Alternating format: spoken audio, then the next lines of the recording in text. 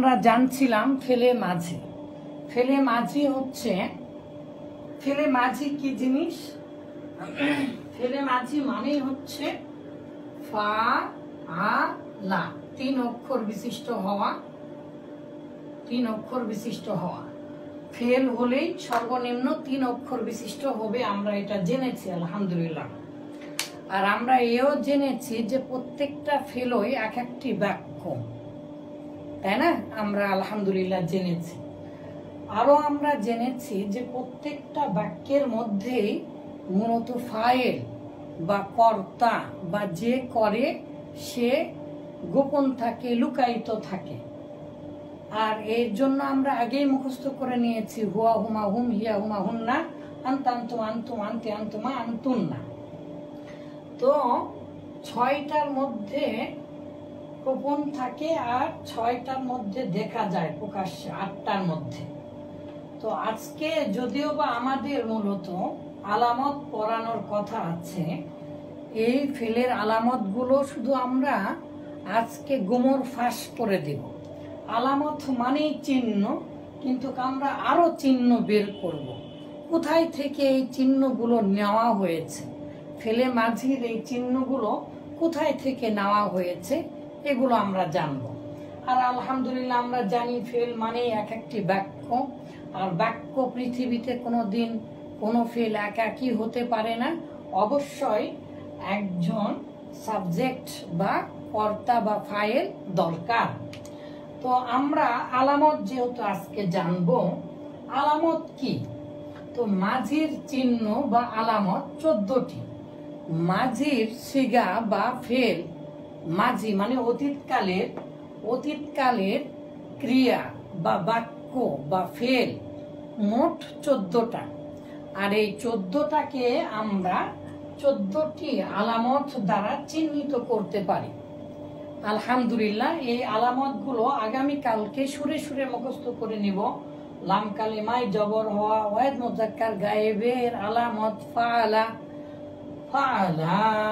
লাম কালিমার পরে আলিফ বৃদ্ধি হওয়া, তাসনিয়া মুযাক্কার গায়েবের আলামত ফাআলা, ফাআলু। লাম কালিমার পরে ওয়াও সাকিন আলিফ বৃদ্ধি হওয়া, ফাআলু। জুমা মুযাক্কার গায়েবের আলামত। এরকম করে আমরা মুখস্থ করে নিব। কিন্তু আজকে আমরা জানার চেষ্টা করব ফেলে মাঝি কি কি চিহ্ন। যেমন আমরা জেনেছিলাম অতীতকালের চিহ্ন মূলত বাংলা ভাষায় ল, করলো, খেলো, গেল, বললো, করলো, দেখলো। আর হচ্ছে তাম তেম, তাম তেন, করতেন, খেতেন, যেতেন, পড়তেন, পড়তাম। আর তামতেন, এই দুটা। আরো একটা আমরা কিন্তু জেনেছি দন্তমার শিকারে নি, না বোধকে নি, না, নাই, আমরা জেনেছি আলহামদুলিল্লাহ। তাহলে এগুলো হচ্ছে বাংলা ভাষায় অতীতকালের চিহ্ন। তাহলে আরবি ভাষাতে অতীতকালের চিহ্ন কয়টি? অতীতকালের চিহ্ন মূলত 14টি। আবার 14টা বাক্য বা 14টি ফেল মাঝির নির্দিষ্ট। আর এই 14টি ফেলের 14টি চিহ্ন। তো প্রথমে হচ্ছে লাম কালেমায় জবর হওয়া, ফলে ফেলে মাঝির চিহ্ন হচ্ছে লাম কালেমায় জবর হওয়া। এই কথাটা শতভাগ সঠিক নয়, আমি এর আগেও বলেছি। শুধু একটা সিগার চিহ্ন হচ্ছে জবর হওয়া, শুধু ওয়াহিদ মুযাক্কার গায়েবের চিহ্ন হচ্ছে লাম কালেমায় জবর হওয়া। আর এই যে 13টা সিগা দেখেন, এই যে 13টা সিগা, এই 13টা সিগার মূলত চিহ্ন ভিন্ন ভিন্ন। তাহলে প্রথম সিগার আলামত বা চিহ্ন হচ্ছে লাম কালেমায় জবর হওয়া, অর্থাৎ মাঝির চিহ্ন হচ্ছে লাম কালেমাতে জবর হওয়া। যেহেতু 3টা অক্ষর ছাড়া জীবনে ফেল হবে না, এই জন্য লাম কালেমাতে জবর হবে। আর আমরা জানি ফাইল অর্থাৎ সাবজেক্ট বা কর্তা আসে লাম কালেমাতে।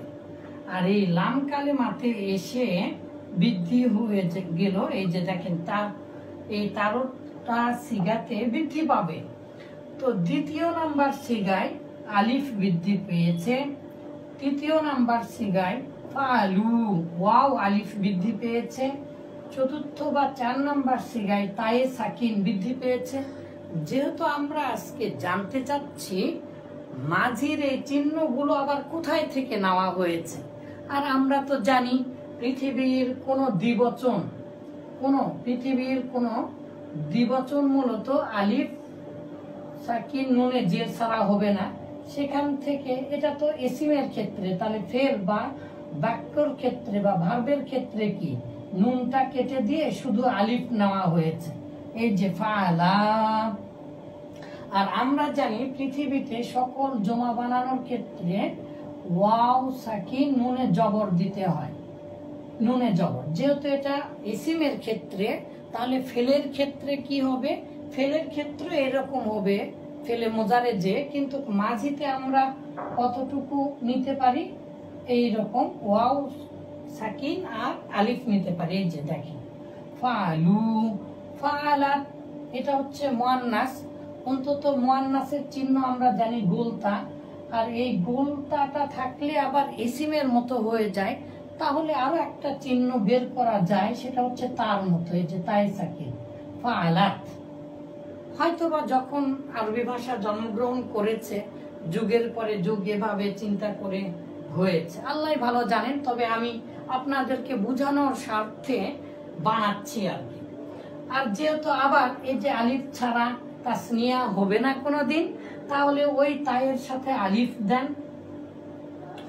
আর হুন্না মানে তারা, সেখান থেকে দুটা নুন না নিয়ে একটা নুন নেওয়া হয়েছে, ফালনা। আর আমরা এরপরে তো জানি তা তুমাতুম, তি তুমাতুম না, তু না। তাহলে তা তুমাতুম, তা এসেছে আন্তা থেকে, তাহলে তুমা এসেছে আনতুমা থেকে, আর তুম এসেছে আনতুম থেকে, তি এসেছে আনতি থেকে, তুমা এসেছে আনতুমা থেকে, আর তুন্না এসেছে আন তুন্না থেকে।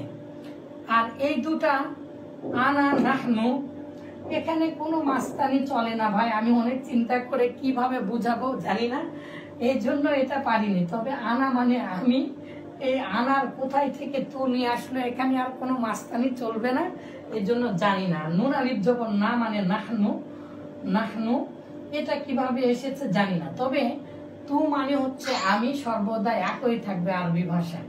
তু মানে হচ্ছে আমি, আর না মানে হচ্ছে আমরা। এগুলো মূলত কি আসলে ফেলের চিহ্ন?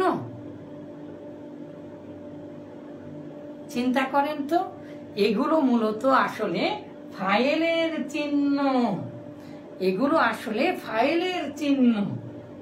তো এই ফাইলের চিহ্ন বা ফেলের সাথে যেহেতু লেগে আছে, এই জন্য ফেলের রূপান্তর হচ্ছে। আর এই জন্য আমি বলেছিলাম পৃথিবীতে কোনোদিন ফেলের রূপান্তর হয় না, মূলত ফাইলের রূপান্তর হয়। এই যে জবর হলো, এই যে আলিফ হলো, এই যে ওয়াও আলিফ হলো, এই যে তাই সাকিন তাই আলিফ, এই যে নুন, এই যে এখানে তুমা, এখানেও আলিফ আছে। আর আমরা মুখস্থ করেছিলাম তা তুমা তুম, তি তুমা তুন না, তু না, তুমা তুমা দুই তুমা, তুমা তুমা দুই তুমা, তাসনিয়ার দুই তুমা। আচ্ছা, যাই হোক, আমরা এভাবে আমরা জেনেছি। কিন্তু আজকে গতকালকে আমি পড়া দিয়েছিলাম মা। মা মানে কি? মা মানে না নি নাই, নানি নাই। মা, মা মানে নানি নাই, ও নানা, নানা এই সুরে আমরা পড়াবো ইনশাআল্লাহ। তাহলে মা মানে নানি নাই, তো এই ফালা মানে সে করলো। আর পৃথিবীর প্রত্যেকটা বাক্য, এমনকি প্রত্যেকটা শব্দরও বিপরীত করা যায়, তার মানে অপোজিট ওয়ার্ড করা যায়। তো বাক্যের অপোজিট ওয়ার্ড বা বাক্য পৃথিবীতে হয় হ্যাবাচক হবে, না হয় নাবাচক হবে, অ্যাফার্মেটিভ হবে, না নেগেটিভ হবে, পৃথিবীর সকল বাক্যে। তাহলে ফাআলা মানে সে করলো, মা ফাআলা মানে সে করলো না বা সে করেনি। তাহলে সে করেনি বা করলো না, এটা মূলত মা আসলো, মা আসার কারণে এটা হয়ে গেল।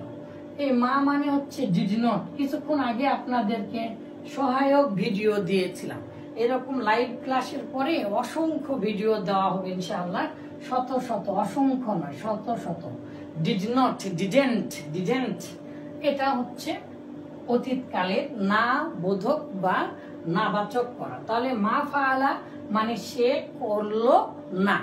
তাহলে আকালা যদি বলি, আকালা মানে খাওয়া, আল আকলু তাহলে আকালা তাহলে সে খেলো, তাহলে মা আকালা সে খায়নি, হি ডিডেন্ট ইট। আবার যদি বলি কর আ, ক র আ মিলে যাচ্ছে, দেখেন ক র আ, কর আ মানে পড়া, তাহলে সে পড়লো। আর মা কর আ মানে সে পড়ে নি বা সে পড়ে না। এরকম ভাবে আমরা ইনশাল্লাহ জানবো।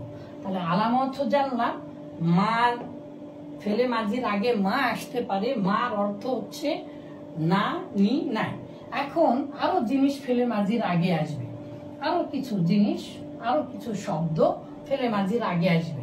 এই যে কদ আসবে, কদ, কানা, তারপরে লাইতামা আর লাল্লামা আসবে। এগুলো কেন আসে, কিভাবে আসে আমরা আস্তে আস্তে জানবো এবং আস্তে আস্তে আমরা